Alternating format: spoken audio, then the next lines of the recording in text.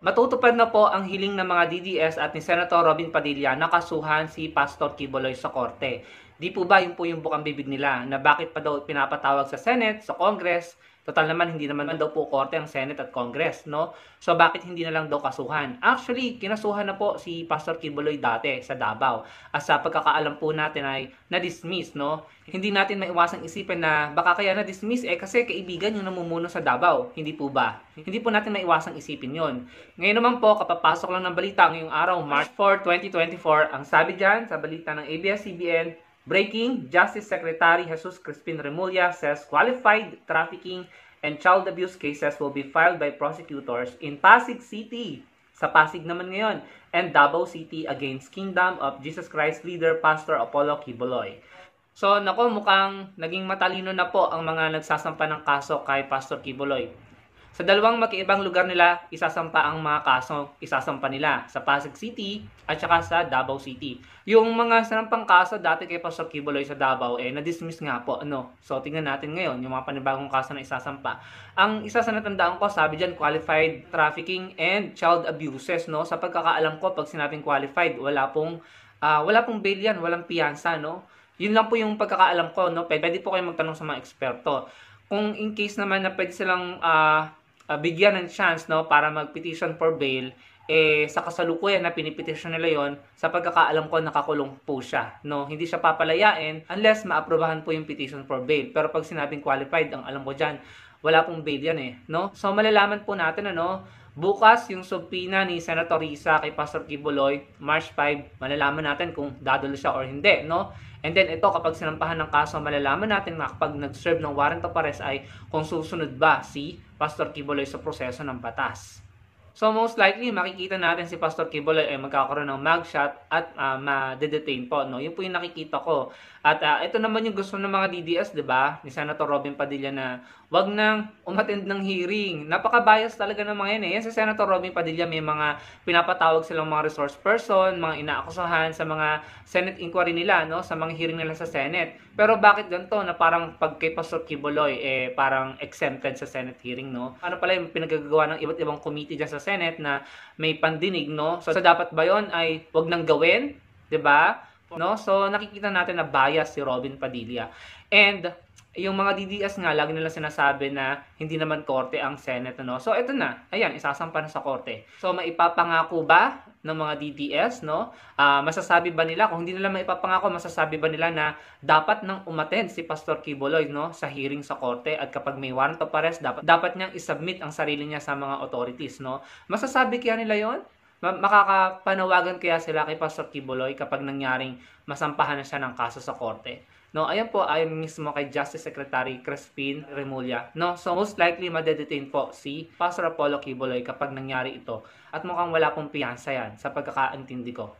So nakikita niyo yung mga nangyayari sa kanila, yung mga leader, no, mga idol ng mga DDS. May nagtatago, may nasa ibang bansa, may umiiwas, no, sa international court, may nagsasabi manlalaban, may nananakot, merong sinampahan ng patong-patong na kaso, may na-found guilty na ng Supreme Court, no, recently si Badoy, may nakakulong na. Mga DDS yun no. So mga DDS, pwede bang explain nyo sa amin bakit nagkaganyan ang mga idol nyo at mga pinuno nyo, no? Yung mga sinusuportahan nyo, no? Kung yurakan nyo ang pagkatao ni Attorney Lenny, ng mga LP leaders, no? Wala naman ako nakitang napatunayan sa mga bintang nyo sa kanila. Kay Attorney Lenny, andyan, malaya. Nagagawa niya ang advocacies niya para sa bansa natin, para sa mga Pilipino, naiimbitahan sa iba't ibang bansa, no? Nakakasama ang mga bigating world leaders sa mundo, no, sa iba't ibang leadership forum and conferences, no? Yung mga pinuno nyo, ayan, no? Nagiging cause ng pagkakaroon ng animosity among Filipinos, naglalabas ng statement para yung mga Pilipino magalit sa isa't isa, no? Nagsasabi ng ganitong idea na ihiwalay ang ganito, ganyan. So, iba yung sa palagay yung tamang leader na may magagawang maganda sa bansa natin? I don't think so. Regarding dong kay Badoy, marami kasing nagsasabi na si Badoy, ang liit naman daw ng penalty, 30,000 lang. Nako, huwag niyo pong maliitin niya, malaking pera yan, ano? Pero kung iisipin nyo, sa dinami-dami, sandamakmak na patong-patong na kasong isinampa laban kay Badoy, may mga nagkakahalaga ng 2 million, 100,000 pesos, no? Marami yun. Milyon-milyon ang halaga ng iba. Kapag yung mga kasong yun ay nagkaroon ng guilty conviction against Badoy, kapag na-convict na guilty si Badoy doon, magbabayad na naman po siya. At pag majority ng mga kasong yun ay natalo siya, malamang sa malamang, maaari po siyang mabankrupt, no? Napakaraming kasong yun, no? Libel. Yung iba nga, hindi na nagsampa ng kaso, no? So, huwag niyo pong maliitin yan.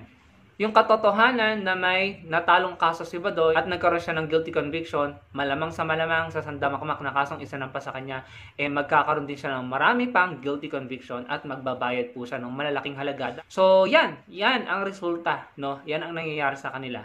Mga kababayan, ano pong masasabi nyo dun sa balitang sasampahan na ng kaso si Pastor Apollo Quiboloy, qualified human trafficking and child abuses, no? Mabigat pong kaso yan, no?